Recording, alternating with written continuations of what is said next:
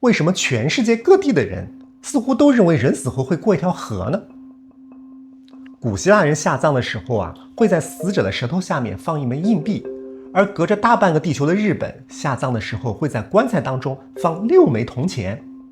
这两个相隔甚远的民族做着相似的事情，是为什么呢？因为他们要给冥界的摆渡人买一张渡过死亡之河的船票。你说这是古人的迷信吧？直到上个世纪，考古学家在美洲大陆挖出了另外一种东西。他们下葬的时候啊，会放一条被火化过的无毛犬。根据当地出土的遗址和史料记录啊，这条狗是用来驮着死者的灵魂渡过地下深处的暗河。非常奇怪啊，为什么大家都把死亡想象成要过河呢？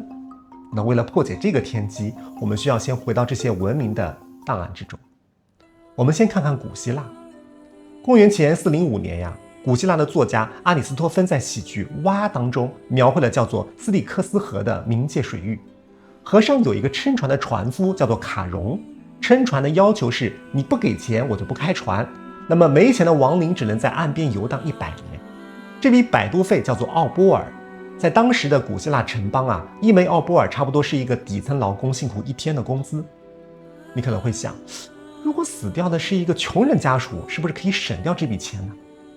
古希腊人可不敢。现代考古学家在塞浦路斯和古希腊化城邦奥林索斯的大规模墓葬群发掘当中发现呀，在许多下层平民死者的颌骨位置有绿色的铜锈，证明啊放过钱。经过技术鉴定呢，又会发现这些穷苦的家庭啊，会找来廉价的青铜薄片，用剪刀剪成硬币大小，然后在上面刻上真币的图案，再放进死者的嘴中。这种专供死人的假币在考古学上叫做达纳克斯。你看，在古人的世界当中，要花钱，要买通摆渡人才能渡过冥界，就哪怕造假糊弄也行。而在更加古老的埃及，在这里过河会从交易买卖变成了一场审查。古埃及的亡灵书叫做纸莎草卷，当中呢就记载了埃及人死后要横渡的水域。负责撑船的摆渡人叫做马哈夫，文献对他的描述啊非常奇特，说他是一个脸朝后看的人。你说一个撑船的人为什么脸要朝后看呢？因为他要盯住每一个登船的亡灵。那相当于前面的船夫，他就像一个安检员。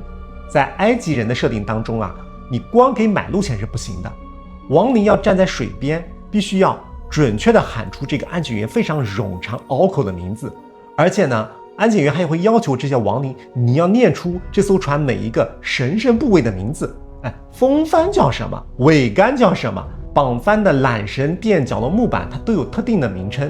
你错一个字，我就不会带你上船。这就是为什么古埃及人要把亡灵书做成卷轴，把经文密密麻麻地刻在棺椁的内壁上，就像给死者准备了一份作弊小抄，生怕他们在水边接受盘问的时候忘词。没想到在古埃及的人世界当中啊，连死后都要考试。那有了船夫付了船费，背一下安检的口号就够了吗？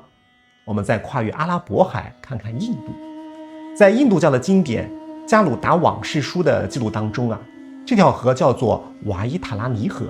经文当中对这条河的描述是啊，河中流淌的是沸腾的鲜血、龙叶、毛发和碎骨，岸边没有木船和摆渡人，死者只能孤零零地站在沸腾的血河之前。那怎么过去呢？答案是活人的帮助。根据经典说明啊，活着的家属必须在葬礼上执行仪式。那么这个仪式的核心啊，是必须向婆罗门布施一头牛。在后来的演变当中，有些地方可以用钱来代替牛，只有活人在葬礼上送出这头牛，那么死者在冥界河边的虚空当中才能看到一头幻化出来的牛，而死者必须抓住这头牛的尾巴，借着牛才能勉强渡过那滚烫的血水。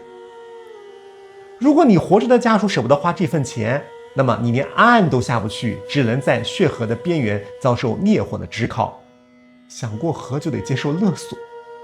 但上面无论的哪一种，他们都认为死是可以跨过去的，都认定想跨越死亡就必须要借助某种特殊的交通工具和向导，而且这些工具还得有活人来帮死人备齐。那我们就可能很好奇，他们的规则这么相似，是不是说这些文明在远古时期开始互相交流过了？比方说人类还没有文字的时候，某一个靠水而居的部落就发明了这个绝妙的故事，然后随着商人的驼队呀、游牧民族的马蹄呀，就传遍了亚欧大陆。那是真的是这样吗？到底是一种巧合还是复制呢？当我们顺着这条线索往下挖的时候，却发现这个案子走向了另外一个没有预料到的方向。因为这道阻拦死者的关卡，很多时候它不是河。我们把目光投向中东，在波斯古老的索罗亚斯德教经典叫阿维斯陀当中，横亘在亡灵面前变成了一座桥。这座桥呢叫做青瓦特桥。这个桥设定非常精妙，它是一个动态监测仪。在祭文当中就描述亡灵在死后的第4天的黎明必须走到这座桥上。如果一个人生前是行善的好人那么这个桥面会自动变宽，宽达9个标杆的长度，让你像在平原一样平稳的走过去。但如果是一个恶人踏上去，这个桥面会立刻收缩，最后像刀刃一样锋利。恶人站上去一个站得不稳就会被切碎，掉下桥那个充满恶臭的深渊当中。但这还不是孤立在伊斯兰教的经典《布哈里圣训实录》当中也有相似的桥。这座桥呢叫做希拉特桥，架在地狱的烈火之上。它被描述为比头发丝还要细，比刀剑还要锋利。所有的亡魂必须从这座桥上走过去，而能否通过取决于你过桥的速度，而速度呢又取决于你生前的信仰和行为。而在北欧神话当中通往死神海拉领地的路上有一条叫做吉奥尔的河，但这个河你是没有办法游过去的。河上呢也有一座桥，这个桥顶呢铺着闪闪发光的黄金。这座桥呢有一个守卫，是一个叫做莫德古德的少女。她像埃及那个撵朝后的摆渡人一样会非常严厉地盘问每一个过桥人的名字和家世。看来这些文明当中巧合的嫌疑可以被排除了。因为无论是希腊的斯蒂克斯河、印度的瓦伊塔拉尼血河、波斯的青瓦特桥，还是伊斯兰的希拉特火桥，就当你去了解他们的时候，你会发现他们的背后设定都是一个好像很危险的，需要特定条件才能过关的关卡。那么这么高度的相似，而且有很多的细节又有一致你用巧合来解释实在是说不过去。那你说不是巧合，那是什么呢？那就只能是抄来的嘛。就有没有可能是一个文明先发明了，然后大家互相来学呢？那么要追踪这条传播链，需要先看看它到底能不能覆盖全世界，而最好的切入样本就是中国。因为中国关于死后的世界它是一点一点叠加起来的。我们顺着这个线索就会看到，一个原本没有河的文明是如何被一条河给淹没的。在中国古籍《左传·隐公元年》当中记载了郑庄公和母亲姜武决裂的故事。这个郑庄公因为母亲偏心，而且参与谋反，就把母亲给发配了，并且发下毒誓，叫不及黄泉，无相见也。意思是说不到死后进入黄泉，我们母子俩是再也不要相见了。但是后来这个郑庄公又后悔了，那为了不违背誓言，他就想出个点子，他就找人，你们给我往地下挖，挖到深处最后不是有地下水吗？他就在地下建一条隧道，和母亲在隧道当中相见，这叫绝地见母。这是中国文献当中对死后世界最早的描述。而黄泉在这个设定当中并不是说我们说的渡河，而是往下挖。因为古人认为大地深处是死者的归宿，你往下挖土，挖到非常深的地方，会冒出黄色的地下水，这就是死者的世界。那么死就是入地和泥土混在一起，这也是为什么早期的中国人对风水和墓穴的位置非常考究，因为那是死者最终的所在。那么最初的设定当中中国人死后是不需要过桥过河的。那后来我们又非常熟悉的那些什么奈何桥、忘川河，是从哪里来的呢？答案是印度。随着佛教东传这套因果轮回的体系极大的冲击了中国本土的丧葬观念。中国人第一次知道，原来死不是终点，而是进入下一世的起点。那既然要进入下一世，就必须要有条路到了唐代，在段成式的《酉阳杂居》和张读的《宣誓志》当中就首次明确出现了奈何这个词。文献当中记载这条河当中流淌的是腥秽的血水，只有生前行善的人才能安然过去，而作恶的人会掉进河里，被毒蛇和铜狗撕咬。你会发现它的设定和印度的瓦伊塔拉尼河是不是非常相似？而这套框架一旦引入，中国古代的老百姓立刻爆发出了一种非常强大的创造力。他们觉得你佛教的这套叙事虽然宏大，但不接地气啊！你高僧大德讲因果业力，我们老百姓关心的是柴米油盐。于是他们自发的给系统打补丁，而最经典的补丁就是熬汤的那个女人。在早期的佛教经文和道教的正统典籍当中是没有孟婆这个概念的。孟婆作为在桥头熬汤的 NPC， 形象成型非常晚，直到宋代之后，在明清两代那些劝人向善的民间善书，那些什么玉历宝钞当中，才真正确立了他的地位。那老百姓为什么要造出这样一个形象呢？因为你佛教带来了前世今生和轮回，但这套逻辑对普通人来说就有一个 bug。既然我有前世，你又说因果不虚，那为什么我记不得前世呢？我怎么知道我这辈子受的苦真的是上辈子造的孽呢？那为了能够让外来的这套架构在本土的老百姓当中自洽，就得在过河这个地方做文章。你看，你要过河，这个河边得有人管事吧？那既然我忘记了，那肯定是过河的时候我喝了什么吧？于是一个端着汤碗的老妇人就被安置在了奈何桥头。你去品味一下老百姓一点一点叠上去的流程啊！死后先走上黄泉路，走到望乡台，站在高处，最后看一眼人间的亲人和自己曾经的家，然后路过三生石，看看自己前世今生的纠葛，明白我为什么会遇到这些人，最后走到奈何桥头的孟婆面前，拿下那碗汤，一饮而尽，忘掉一切，走向下一次轮回。那到这里，这些宗教教义就化成了市井凡人对自己的恐惧和留念。那也正是因为凡人造出来的，他才那么懂啊！就他知道人最放不下的是什么啊？用望乡台给了活人和死人最后一次告别，又用孟婆汤切断了那些会让人在下一世仍然痛苦的执念。就有人考证说，这个忘川河这个让人遗忘的概念，甚至可能间接受到了希腊神话当中勒退河的影响，随着丝绸之路一路传到了东方。那如果这一切推论成立，这个大案就似乎破了。从埃及到希腊，从希腊到中东，从印度到中国，从中国到日本，这看起来人类关于死亡之河的想象是一条非常清晰的传播链，就大家从老祖宗那个地方一路抄过来，然后再加上自己的一些本土化的设定。那如果真的是这样，这个事情是没有这么神奇了，不过只是一次跨文明之间的一些融合。可是这个看似完美的闭环，却在地球的另外一端出现了异常。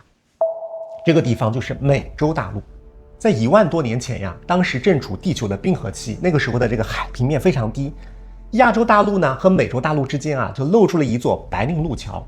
一群人类的祖先就顺着这座路桥呀，就追逐着猛犸象和其他的猎物，一路走进了美洲腹地。随后呢，冰川融化，海平面上升，这条路桥呢被海水淹没。从那一刻起，一直到1492年的哥伦布船队靠岸，在长达1万多年的时间当中美洲大陆就像是被封印在了地球另外一端的孤岛，它和旧世界之间隔着浩瀚的太平洋和大西洋，是没有任何信息往来的。所以那里的人不可能去听说过希腊、印度的这些故事，他们在自己封闭的环境当中独立演化出了自己非常复杂的阿兹特克文明。可是当我们看到16世纪的一份档案的时候，阿兹特克的丧葬仪式却让我们觉得非常惊讶。这份档案叫做佛罗伦萨手抄本，它是西班牙传教士萨阿贡在深入阿兹特克腹地之后趁着当地文化还没有被欧洲人彻底毁灭之前，招募当地的土著学者，用纳瓦特尔语和西班牙文对照编撰的第一手的史料。在手抄本的第3卷的附录当中描述了阿兹特克人死后世界。它是一个叫做米克特兰的地下深渊，说这个亡魂走向地底的第一道关卡仍然是一条深不见底的暗河。更邪门的是，这个阿兹特克人也认为这个死者是自己游不过去的，他们需要准备一个向导，而且要准备一份特殊的盘缠，这个死者才能安全过河。而这个盘缠就是我们开头提到的那条狗。但是呢，这个阿兹特克人的陪葬犬，它的选狗规则呢就很奇怪。首先，这个狗的品种呢被严格要求，必须是当地的一种无毛犬，这种狗呢在今天叫做墨西哥无毛犬。其次呢，对这个狗的毛色还有严苛的要求。在他们的设定当中，如果你死者的灵魂，你带着一条白色的狗来到河边，这个白狗对着这个黑漆漆的水就会说，我都洗得够白了，我才不要下你这个脏水。那你说我带这个灰狗行不行？这个黑狗也不行，他说我都够脏了，我下水只会让我变得更脏，我也不想过河。那怎么办呢？带一条黄色的狗。如果你觉得这是一个民间传说，那你太低估古人对这条河的恐惧了。2014年呀，墨西哥国家人类学与历史研究所在墨西哥城的阿斯卡波特萨尔科区进行了一次地下挖掘。考古学家在地下10几米的地方挖出了一个巨大的史前墓葬坑，当中呢整齐地埋葬着114只狗的骨架。经过鉴定都是墨西哥无毛犬。这是阿兹特克人为死后渡河建立的一个储备库。就为了能够顺利渡过这条河，当时的社会已经催生出了一套黄狗繁育、交易、祭祀的产业链。对于那片大陆上的古人来说这是一个刚需是传票。所以在阿兹特克人的社会当中几乎家家户户都会专门饲养这种黄色的无毛犬。在主人咽气的时候，家属会将这条狗杀死，并在它的脖子上系上一条棉线，然后将人和狗一起在火堆上焚烧。阿兹特克人深信死者的灵魂来到地下暗河之前，会在岸边焦急地等待，直到他认出对岸等待的那条独属于自己的黄狗。而黄狗一旦看到主人，就会跳入水中，游到岸边，让主人的灵魂骑在自己的背上，就可以安稳地度过这道险关。那就奇怪了，这都隔着大洋为什么它也有这种冥河的设定呢？巧合的嫌疑被排除了，这个复制抄袭的嫌疑也被堵上了，那就意味着关于死亡之河的传说，它就既不是一些古人想象出来的，也不是说随着文化传播流传开来的，那它就只能来自于我们人类自身之中，就是制造我们神话的那个器官，我们的大脑。为了能够破解这个秘密我们必须走进现代认知实验科学的实验室，在那里科学家们进行了一场揭露真相的测试。2002年进化认知心理学家杰西·贝林在权威期刊《认知》上发表了一项重要研究，我们可以叫它死亡老鼠实验。贝林就找来了一群不同年龄段的孩子，还有一群受过高等教育自称是唯物主义者的成年人。他给这些受试者看了一出木偶戏，戏的情节非常简单，就是一只小老鼠在草丛上玩耍，忽然一只鳄鱼窜出来，一口把它给咬死吞了下去。好，这个测试结束，那么研究人员就开始对受试者进行连环盘问。第一个问题是，小老鼠还会饿吗？还需要喝水吗？大家都回答说不会因为它死了。紧接着研究人员就会问第二个问题，那小老鼠还会想念它的妈妈吗？它还会害怕刚才那只鳄鱼吗？它会觉得委屈吗？你代入一下，如果是你回答这个问题，那这些受试者当中包括孩子和一些成年人，很大一部分迟疑了。在他们的潜意识当中，竟然觉得这只被吃下去的老鼠依然会有想念和恐惧的情绪。为什么会这样？杰西·贝林得出的结论是这叫做模拟约束。因为我们的大脑是一台非常精密的器官，它可以非常轻易地想象手臂被砍断、心脏停止跳动，因为这些是现实世界的改变，我们的大脑可以通过观察外部世界来模拟这个过程。但是由于你的大脑此刻正在全功率的运转，你没有办法从内部去模拟意识的停滞。这就像什么呢？你有台电脑，你希望它平时截图都没问题，但你说你帮我截一张关机的图片，它做不到。因为你的大脑只要还在思考，就必须有一个主体来承载思考，而纯粹的虚无对大脑来说它想象不了。后来科学家为了进一步研究这个机制，使用了脑成像和反应时间测试。他们把受过严格科学训练的无神论者请进实验室，请他们面对屏幕上关于死者的陈述进行是或否的选择。这个实验数据让人意外，屏幕上如果出现了死者还会口渴吗？受试者一般都会啪按下否。但如果问的是死者知道自己死了吗？就算这些人按下了否，这个核磁共振的监测就会发现，他们大脑当中负责模拟他人心智的颞顶交界区依然被明显激活，导致他们按下按钮的速度就会慢几百毫秒。这几百毫秒就证明，不管你怎么相信什么唯物主义，你的大脑在出厂设定的时候就没有办法关闭这些开关，就是你的脑神经不具备处理死亡的算力能力。那么为了防止系统崩溃，大脑非常的狡猾，他说，既然我没有办法想象我没有了，那我就把没有换成去了其他地方。那既然去了他处是一段旅程，那么死亡就是这段旅程当中的一道坎。所以冥河本质上是我们人类的大脑由于无力处理纯粹的虚无，而被迫给它套上了一个可解释的设定。那问题又来了，既然是一道关卡，为什么几乎所有的文明都不约而同地选择了河或者桥呢？法国著名的人类学家阿诺尔德·范仁内普在1909年的经典著作《通过仪式》当中给出了答案。范仁内普研究了全球各个部落的习俗之后，发现人类在面对任何不可逆的身份转变的时候都会很焦虑。比方说，孩子变成成年人，单身变成已婚，活人变成死人。那么为了缓解焦虑，人类在所有的这些过程当中都要设定一个缓冲区，就是说你既不是过去的你，也不是未来的你，你会处在一个中间的过渡的地带。而死亡呢，又是人类所面临的最不可逆的一种转变。那么在这个缓冲区当中，我以一种什么样的意象来作为它的关卡呢？你说我设置成一条路行不行？不行，它太平缓了，而且路是可以回头的。你说我搞个门行不行？门一般推开它也可以回来呀。那么在古人的生活经验当中，只有水流湍急的大河才是真正的不可逆。此岸是已知的部落，彼岸是未知的荒野。一旦你坐上那条独木舟被水流冲走，你就再也回不来。河的本质是什么？是不可撤销，而死的本质也是不可撤销。所以我们的大脑在自己的潜意识当中找啊找啊找，终于锁定了河作为死亡的视觉意象化。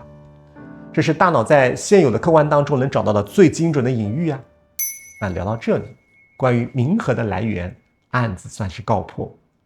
但如果你还记得前面的线索，你会发现这个案子当中还有一块拼图没有找到。为什么全球的人类在构想这条河的时候，不仅想到不可逆，而且过河还一定要付出一些代价？古希腊的硬币，日本的6文钱，印度的牛，美洲的黄狗，这些代价往往还是得活人去支付，换来的结果还是让死者彻底的遗忘。那这条河的对岸到底藏了什么？大家付出这么多代价，真的就是买张船票吗？当我们揭开这最后一张拼图的时候，你会发现所有的冥界神话表面讲死人，实际上治愈的都是活人。为了能够看清这一点我们先要搞清楚这个过河之后它发生什么。你看不管这个河是什么样子的，几乎所有的文明都会在我们的潜意识当中设定一个共同的结局，是为了抵达新的彼岸，清空过去的自己。在中国，这个设定叫做孟婆汤，而在西方这个机制比孟婆早得多。在公元前4世纪，古希腊哲学家柏拉图在他的巨著《理想国》的最后一卷当中讲了一个叫做厄尔神话的故事。故事里面就说，灵魂在准备投胎转世之前，先要穿过一片干热的平原，这片平原叫做遗忘平原，在平原上流淌着一条叫做无虑之河。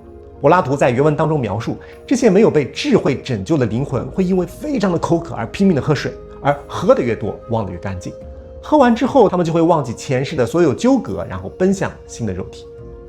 不仅是希腊和中国，在古印度的奥义书当中灵魂在转世的时候，同样也会失去前世的记忆。就你会发现，东西方在这样一种设定上又出现了相似。那为什么一定要忘呢？从神话的设定上来看，你不忘记前世的恩怨，下一世是没有办法开始的。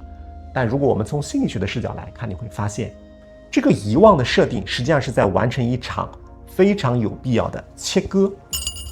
你要成为新的人，就要把那个旧的自己永远留在河对岸。哥伦比亚大学的临床心理学家乔治·博兰洛在关于悲伤和创伤弹性的研究当中揭露了一个心理机制。博兰洛就发现，当一个人面对至亲死亡的时候，最打击他的并非是悲伤本身，因为悲伤是可以随着时间消解的，而真正能够打击到一个人引发创伤的是那种我明明看着亲人离去，但我自己什么都做不了的无力感。那这种无力感如果不加干预，它会伤害生者的精神，所以大脑需要展开自救。而神话当中关于盘缠的设定，那是大脑非常精妙的一种设定当你把一枚硬币塞进亲人的嘴中恭敬地向婆罗门交出一头牛，在那一刻你的潜意识当中会完成一个非常重要的代偿机制，叫做我并没有什么都没做呀。你看，我给你买了船票，为你请了向导，你会确信他在那个地方会顺利过关，不会受苦。你用这些繁琐、花钱、麻烦的行为，在心理上找回了一种控制感，这才是那些盘缠真正的去除。2013年，哈佛商学院的迈克尔·诺顿和弗朗西斯·卡尔诺教授专门针对这种丧失仪式进行了一项行为学实验。他们找来一大群刚刚经历过重大丧失的受试者，一部分顺其自然的悲伤，另外一部分人被要求执行一项毫不相干的仪式动作，比方说你要按照特定的顺序来清洗硬币，或者把特定的物品在特定的时间给烧掉。那几天之后的心理和生理指标评估显示执行了刻板仪式的人，他体内的皮质醇水平显著下降，而悲伤指数也明显下跌。哈佛大学的结论就是，当人类面对无法挽回的分离丧失的时候，大脑的前额叶皮层会因为失控而陷入宕机，而此时只要你强迫自己去执行一套繁琐有强迫意味的这些规则仪式比方说把硬币放在舌头下面，就可以欺骗大脑的前额叶，让他误以为自己夺回了对局势的控制权。而且这个规矩叫越繁琐，镇痛的效果就越好。也就是说，这些仪式不是给死者服务的，死人不需要钱，不需要狗。这些盘缠是让活人在面对失去的创伤时，为了让自己不会崩溃而设定的法门。所以那条流淌在4大洲神话当中的冥河，从头到尾都和死后的世界无关。它是大脑为了掩盖无法模拟虚无的缺陷而虚构出来的一个空间，它是活人为了熬过那场无可挽回的生离死别而必须乘坐的一艘心理救生艇。我们这一辈子其实也一直在过各种各样的河，每一次重大的失落，每一次对过去的诀别，都是在黑暗当中摸索着寻找彼岸。而过河意味着我们要把真实的某一个部分永远留在昨天，这很痛苦。但神话早已用隐晦的方式告诉了我们的答案：遗忘和放下不是惩罚，而是为了抵达明天，成为新的自己必须支付的船钱。那到了这里，这条跨越4大洲的冥河冥界的案子终于全部破译。我也很想听听你们的声音，在你的家乡，你的记忆当中，老一辈的人有没有给你讲过你们那一方水土的冥河？那么他们过河的规矩又是什么？你们又会为他们准备什么样的盘缠呢？欢迎在评论区留下属于你的那块拼图，我们一起来看看这个由全人类共同编织的谎言，究竟还有多少不为人知的那一面。感谢你的耐心陪伴，这里是牧羊奇谈，用理性破译命运，用灵性抵达自在。我们下期再见。